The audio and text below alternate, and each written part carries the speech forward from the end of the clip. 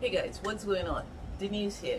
And in today's post, I wanted to chat with you and get you familiar with what the difference is when it comes to stability and mobility of our movement system.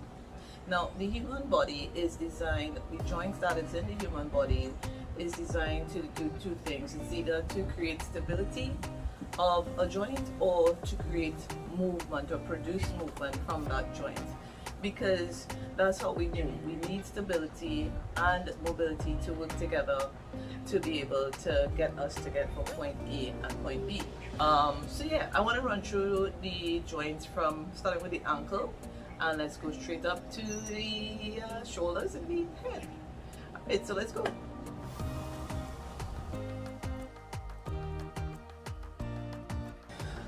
Right, so I hope you like my little stick person there. And what I've done so far is I will kind of just written the major joints I'm going to put, whether it's we using it to be for stability, or if that joint is used to be for movement and needs to be more mobile. So let's start with the ankles. So the ankle joint is going to be down here, and because the ankle joint has a lot, it performs ranges of motion such as eversion, plantar flexion, dorsiflexion, inversion. You need for that joint to be pretty mobile. So we're gonna put from here a black marker. We're gonna put mobility here.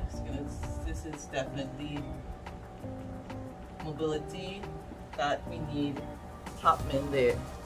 For the knee joint, we would kind of give it away already. The knee joint, we're gonna be in need of having stability, or and so we need to strengthen that knee joint. So we look at strengthening things such as with the VMO, the quadriceps, all those things. The hip will affect the knee, so the knee would need to be strengthened. So because it needs to be very stable. So we're gonna use stability here.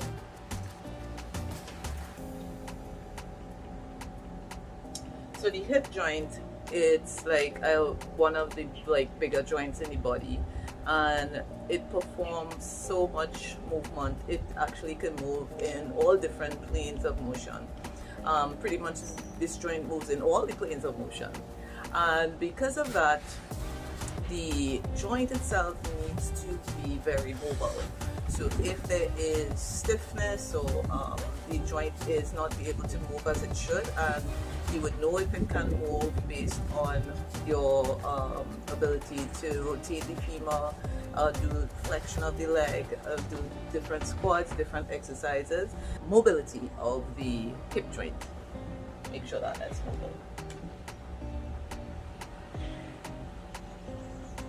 Alright, so the lumbar pelvic spine, and I forgot I was supposed to use this marker here and showing you where each region is. So this is the ankle here, the knee. We're going to put this as the hip joint here, and the lumbar pelvic spine is going to be the lower back, right?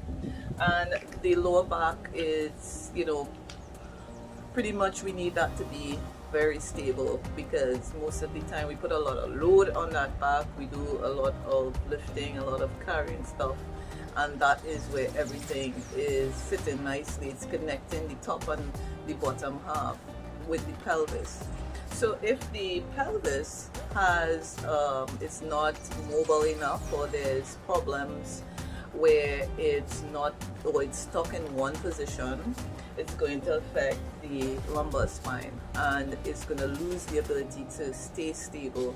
So this is definitely where we're going to be working on keeping that stable. So this is for stability joint. Right, so heading up to the upper back now, and we're going to look at the thoracic spine. And the thoracic spine, because the lumbar spine remains in a nice, sturdy and stable position, it allows the thoracic spine, the lumbar spine, sorry, it allows the thoracic spine to have, be able to turn the upper body as you need to turn, because you don't want to stay stiff and you can't, like if you're in a straight jacket. So the thoracic spine is definitely going to be where we need to work on mobility, because it needs to move all the time. Right, so just after the thoracic spine, between the shoulder blades, or the, right above the shoulder blades, we have what we call the scapulothoracic joint, and that joint needs to create stability between the neck and the shoulders. So kind of give it away again. So that's definitely going to be stability, right? And then we go on to the shoulder joints. Just now it's going to be here. Okay. And then we have the shoulder joints here. And the shoulder joint, it's going to, much like the hip joint, it creates a lot of movement. It's what you call the glenohumeral joint. And that joint needs to be mobile, you know. Shoulder mobility is very important, because the joint itself requires us, and it demands movement in all different planes of motion, just like the hip, right? So mobility is going to be here. Then I mean the elbow and the wrist. The elbow is a pretty kind of safe one, where you just do flexion and extension. So you definitely would want to have that stable, or stability. And the wrist, you want that moving. So it's definitely mobility on that one. Yeah. And you're asking yourself, why do I need to know all of this? Think about if one joint is not doing, or is, you know, having problems to perform as it should. Here is where you now have a ripple effect taking place. And I'm gonna think about the knee. So the knee is in the middle of the ankle and the hip.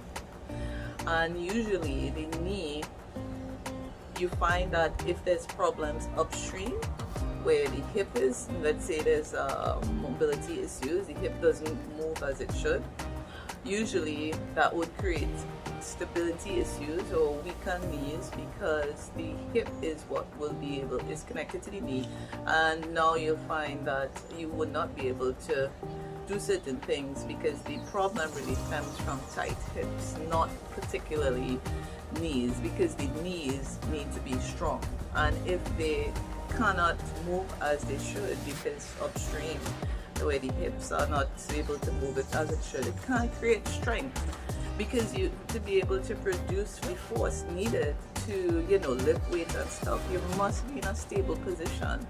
That's why when we lift in, you know, you want to say knee, feet shoulder width apart, because that gives you the stability to do your squat or to lift something up without hurting yourself or toppling over, you know. So that's why it's so important, because each one of these joints, because we're so connected, when one doesn't work, affects the other, and then you're going to have chronic pain, you're going to probably have immobility, you're going to also probably have joint dysfunction, and altered movement patterns are going to start developing, and the list goes on. So I hope this helps to put in your mind, or your, you know, to have in your mind what, how we move, and what are some of the things that we need to take into consideration when we are working out. So for instance, if it is you doing exercise routine, make sure that you have some of it that works on mobility and also stability, especially when it comes to the knees, because when we're doing exercises, the ankles and the knees are often used, because we do a lot of, you know, movements, maybe running, jumping, those things. It's just connected to the hip. So it's important that we understand how these joints move, so that we can get them not work, keep them in the function that they're in, keep them healthy, and yeah, it's better for everybody. So I hope that helps, and you know, if you guys would like to have a assessment done that I can see look at you and give you a nice physical assessment that will help you understand your muscle imbalances, what joints maybe are not working as they should. You know, check us out at lifecycle360tt.com, or you can email us at lifecyclett@gmail.com. And we want to just say thanks for viewing, and I hope this helps. If it does, give us a thumbs up and share, and don't forget to subscribe. Thanks guys, see y'all later and take care. Bye bye.